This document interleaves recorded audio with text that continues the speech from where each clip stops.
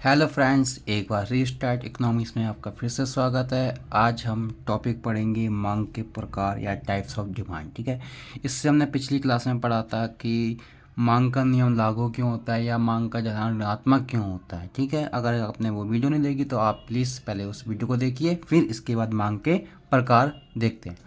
तो मांग के प्रकार होते क्या हैं, टाइप्स ऑफ डिमांड। ठीक है, एक एक करके मैं आपको बताता हूँ कितने तरह की मांग होती हैं। ठीक है, फर्स्ट व्यक्तिगत मांग। व्यक्तिगत मांग, इसको इंग्लिश में बोलते हैं इंडिविजुअल डिमांड। ठीक, अब ये होती क्या है व्यक्तिगत मांग। ठीक है, अब व्यक्तिगत मांग यानी कि एक व्यक्ति, ठीक है, एक उपभोक्ता द्वारा, सिंपल से समझना, एक उपभोक्ता द्वारा जो विभिन्न कीमतों पर, एक उपभोक्ता द्वारा विभिन्न कीमतों पर मांगी गई मात्रा को खरीदता है, मांगी गई मात्रा को खरीदता है, उसे क्या कहते हैं, व्यक्तिगत मांग। ठीक है, इसे समझते हैं। जैसे मान लो किसी की कीमत है, प्राइस है, ठीक है, ये मांग है, तो एक व्यक्ति गया, ठीक है, एक व्यक्ति गया, तो मतलब कोई वस्तु की कीमत 2 रुपये थी, उसकी कितनी क्वांटिटी कर ली, 50 खरीद ली। जिसकी 4 कीमत थी उसकी कितनी खरीद ली, 40 खरीद ली। जिसकी 6 कीमत थी उसकी कितनी खरीद ली, 30 खरीद ली। जिसकी 8 कीमत थी उसकी कितनी खरीद ली, 20 खरीद ली। और जिसकी 10 कीमत थी उसकी कितनी खरीद ली, 10। कोई दिक्कत यहाँ तक? यानी कहने मतलब एक व्यक्ति द्वारा, ठीक है, विभिन्न कीमतों पर, यानी कि जो बाजार में जो विभिन्न कीमतों पर जो वस्तु मिल रही है, जो उसकी मात्रा खरीदता है, यानी 2 रुपये कीमत थी उसकी 50 खरीदी, जिसकी 4 रुपये कीमत थी उसकी 40 खरीदी, उसी को क्या कहते हैं, व्यक्तिगत मांग कहते हैं। अगर व्यक्तिगत मांग का अगर डायग्राम बनाया जाए तो आप सिंपल सा वही y0x, यहाँ पे कीमत आएगी, ठीक, यहाँ पे क्या आएगी, मात्रा आएगी। ठीक है, वही यहाँ पे 2, 4, 6, 8, और यहाँ पे वही 10, 20, 30, 40, 50। वही 2 पे कितनी है, 50, 4 पे कितनी, इतनी, ये इतनी, ये इतनी, इस तरीके से बन जाएगा। कोई दिक्कत यहाँ तक? इसे कहते हैं व्यक्तिगत मांग। ठीक है, ये एक उपभोक्ता द्वारा, किसके द्वारा, ध्यान रखना, व्यक्तिगत मांग होती है एक उपभोक्ता द्वारा। अब ये बोले बाजार मांग, दूसरा किसे कहते हैं, बाजार मांग। ये देखिए, इसको समझते हैं, बाजार मांग क्या होते हैं, या मार्केट डिमांड, इसे इंग्लिश में कहते हैं मार्केट डिमांड। ठीक है, ये होती क्या है मार्केट डिमांड, ठीक है, समझते हैं मार्केट डिमांड होती क्या है।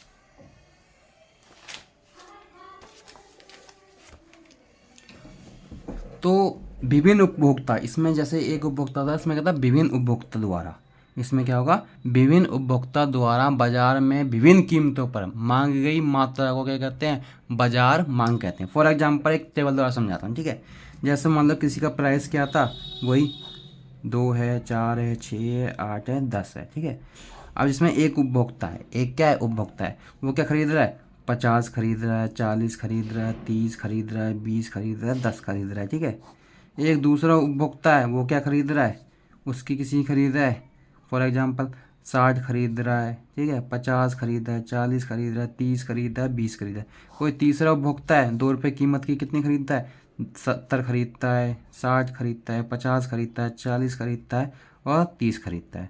क्लियर होगा? ये प्राइस है, और ये विभिन्न उपभोक्ता अपनी मांग खरीद रहे हैं। अगर इसका टोटल किया जाए, ठीक है, सभी उपभोक्ता का टोटल, तो कितना आ जाएगा, तो 70, 30, कितना हो गया, 180, कितना हो गया, 180। क्लियर यहाँ तक? इसी प्रकार ये कितना हो जाएगा, 150, ये कितना हो जाएगा, 120, ये कितना हो जाएगा, 90, और ये कितना हो जाएगा, 60। अगर इसी का ही हम चित्र बना दे तो इसी को कहते हैं बाजार मांग। 2, 4, 6, 8, 10। ठीक है, इसका 60 से शुरू है, तो यहाँ पे हम 60, 160 नहीं, 30 लें, 30, 60, 90, 120, 150 और 180। अब देखो 2 रुपये पे कितना है, 180, ये हो गया, ये कितना, ये हो गया, ये हो गया, ऐसे ऐसे बन जाएगा। ठीक है, अब जब ऐसे ऐसे बनेगा डिमांड। तो वही अगर इस पे देखी जाए तो ये कैसा आया, यहाँ पे कैसा है 50, 60 प्लस 70, इस तरीके से पॉइंट बन गया यहाँ पे। ठीक है, ऐसे इसका मान लो ये कितना बन जाएगा इस तरीके से 40, 50 प्लस 60, ऐसे ABC बन जाएगा। क्लियर है यहाँ तक, ये विभिन्न कीमतों पे बन जाएगा। इसी को कहते हैं बाजार डिमांड, मार्केट डिमांड। कोई दिक्कत है यहाँ तक, कोई दिक्कत है यहाँ तक, कोई दिक्कत नहीं होनी चाहिए। देखिए इस तरीके से बन जाएगा, जोड़ के बना देंगे। अब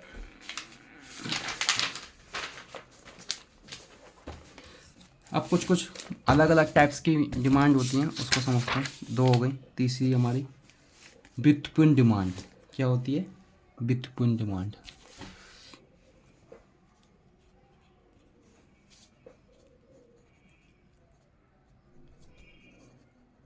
मांग। ठीक है, व्युत्पन्न मांग क्या होती है? ये होती है उत्पादन के साधन के लिए जो मांग करते हैं, यानी किसी चीज़ का उत्पादन के लिए जो मांग करते हैं उसे क्या कहते हैं, व्युत्पन्न मांग कहते हैं। फॉर एग्जांपल, घर बनाने के लिए जो हम ईंट, सीमेंट, सरिया इत्यादि की जो मांग करते हैं उसे क्या कहते हैं, व्युत्पन्न मांग कहते हैं। क्या कहते हैं, व्युत्पन्न मांग कहते हैं। क्लियर है। दूसरा है प्रत्यक्ष मांग। प्रत्यक्ष मांग क्या होती है? Direct demand. ठीक, वो क्या होती है? प्रत्यक्ष मांग क्या होती है? प्रत्यक्ष मांग उसे कहते हैं जो प्रत्यक्ष रूप से उपभोक्ता की संतुष्टि को पूरा करती है। जैसे रोटी, कपड़ा, मकान। जैसे रोटी, कपड़ा, मकान, उसे कहते हैं प्रत्यक्ष मांग। ठीक है। नेक्स्ट, आड़ी तिरछी मांग। आड़ी तिरछी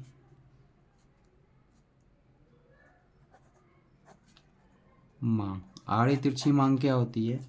ये आड़ी तिरछी मांग क्या होता है? जब किसी वस्तु की कीमत किसी दूसरे की वस्तु की कीमत परिवर्तन होने से दूसरे की जो मांग में परिवर्तन है, किसी वस्तु की कीमत परिवर्तन होने से दूसरी वस्तु की जो मांग में परिवर्तन आए उसे क्या कहते हैं, आड़ी या तिरछी मांग कहते हैं। यानी दूसरे का कीमत इफेक्ट पड़े, फर्क क्या पड़े, दूसरे पे पड़े। ठीक है। जैसे मान लो बगल में कोई शोरूम है, बगल में क्या है, शोरूम है, वो अपना प्राइस क्या कर देता है, कम कर देता है। तो मांग पे, मेरी मांग पे यानी दूसरे के शोरूम पे क्या होगा, फर्क पड़ेगा, मेरे पास ग्राहक आना बंद कर देंगे। जैसे कि चाय अगर अपनी कीमत में क्या कर दे, कमी कर दे, तो कॉफ़ी की डिमांड क्या हो जाएगी, कम हो जाएगी। कॉफ़ी की डिमांड क्या हो जाएगी, कम हो जाएगी। उसी को कहता है आड़ी तिरछी मांग। ठीक है, कोई दिक्कत?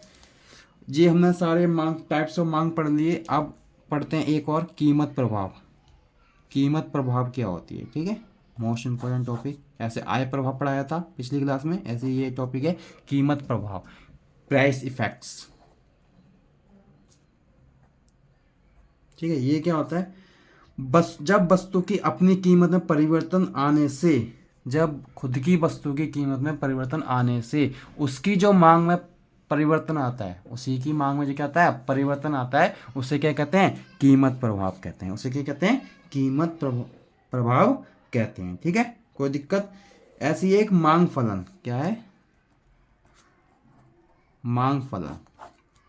मांग फलन क्या होता है? मांग फलन वस्तु की मात्रा और मांग में प्रभावित करने वाले कारकों को दर्शाता है। ठीक है, मांग प्रभाव क्या होता है, मांग फलन क्या होता है? मांग फलन वस्तु की मांग और मांग में प्रभावित करने वाले कारकों को दर्शाता है। क्लियर है यहाँ तक? कोई दिक्कत? इसके हम आपको नोट्स भी दिखाएंगे एक बार।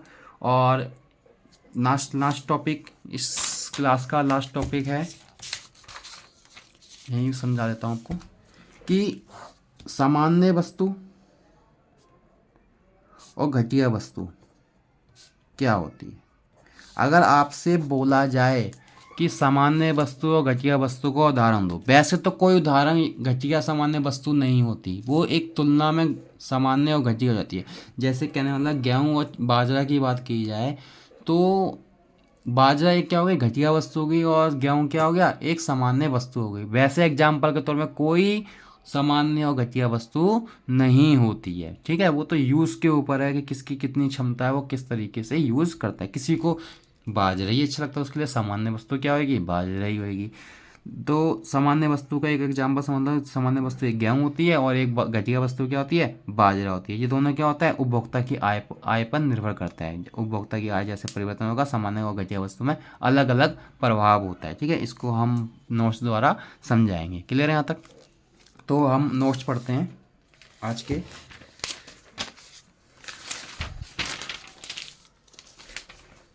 देखिए, ये रहे आपके सामने नोट्स। व्यक्तिगत मांग तालिका। ठीक है, व्यक्तिगत मांग तालिका वह तालिका होती है जो अन्य बातें समान रहने पर वस्तुओं की विभिन्न कीमतों पर एक व्यक्ति या परिवार द्वारा मांगी गई मात्रा को दर्शाता है। जैसे मैंने बताया था, इसे निम्नलिखित तालिका द्वारा दर्शाया गया। ठीक है, जिसकी कीमत जैसे 2, 4, 6, 8, 10 है। ठीक है, तो अलग जैसे 2 कीमत है, उसकी कितनी मात्रा खरीदा है, 50, एक व्यक्ति द्वारा। 4 खरीदा 40, 6 30, 8 20, तो 10 10। ठीक है, ऐसी क्या होती है, बाजार मांग तालिका। तो बाजार मांग विभिन्न उपभोक्ता द्वारा, बाजार मांग तालिका वह तालिका होती है जो अन्य बातें समान रहने पर, ठीक है, बाजार में उपस्थित सभी उपभोक्ता द्वारा वस्तुओं की विभिन्न कीमतों पर मांग गई मात्रा को दर्शाता है। इसे निम्नलिखित तालिका रेखा चित्रित होता है। जैसे जैसे उपभोक्ता है 2, 4, 6, 8, 10। ठीक है, ए बी और सी। ए ने खरीदा, यहाँ पे बनाया नहीं है सर। हाँ, ये मान लो सी का है, ये बी का है और ये ए का है।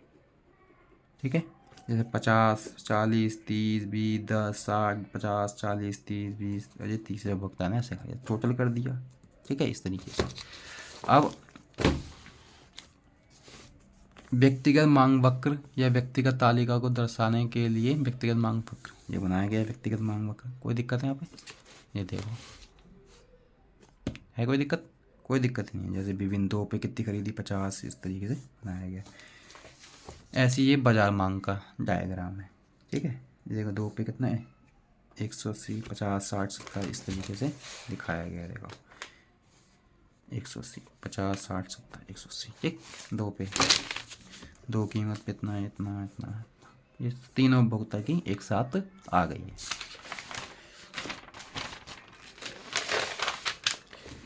व्युत्पन्न मांग। ठीक है, व्युत्पन्न मांग क्या होती है, उत्पादनों के साधनों की मांग की व्युत्पन्न मांग कहलाते हैं। जैसे घर बनाने के लिए ईंट, सीमेंट, सरिया आदि। ठीक है, प्रत्यक्ष मांग क्या होती है, वस्तु की ऐसी मांग जो उपभोक्ता की आवश्यकताओं को प्रत्यक्ष रूप से क्या करती है, पूरा करती है, डायरेक्ट संतुष्टि देती है। रोटी, कपड़ा, मकान, ठीक आदि।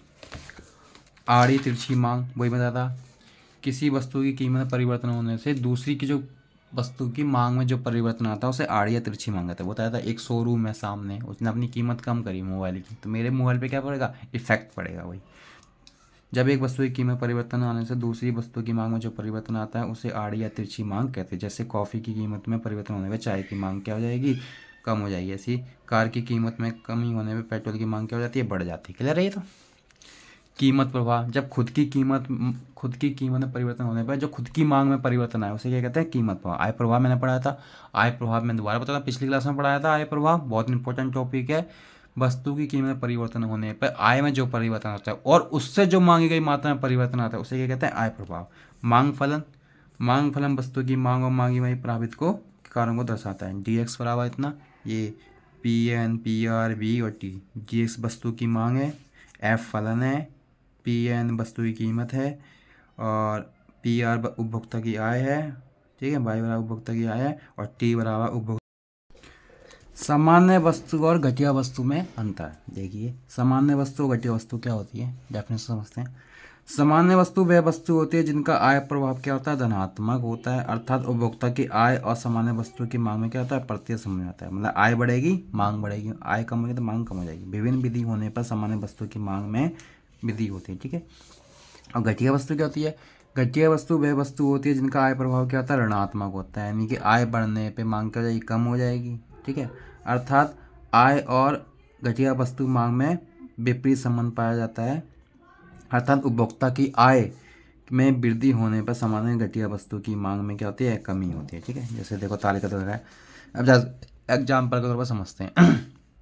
उपभोक्ता की आय है और ये मांग है, 1000 रुपये सैलरी है, मतलब उसकी कितनी मांग करता है, 10 करता है। सैलरी क्या हो गई, बढ़ गई, तो सामान्य वस्तुओं की मांग क्या हो जाएगी, बढ़ जाएगी। कारण क्यों, सामान्य गेहूँ जैसे गेहूँ है कि उसकी आय बढ़ती है तो मांग क्या हो जाएगी, बढ़ जाएगी। इसका डायग्राम करेंगे ऐसे बनेगा।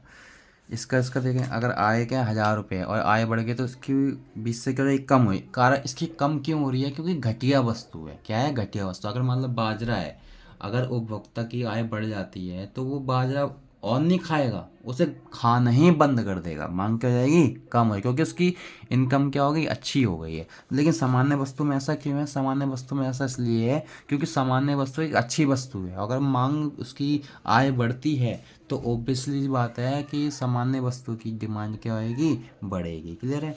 उदाहरण के लिए देखो, मैंने बताया था इसका कोई उदाहरण नहीं होता। वैसे तो कोई उदाहरण नहीं है, लेकिन हम गेहूँ चावल लिख सकते हैं।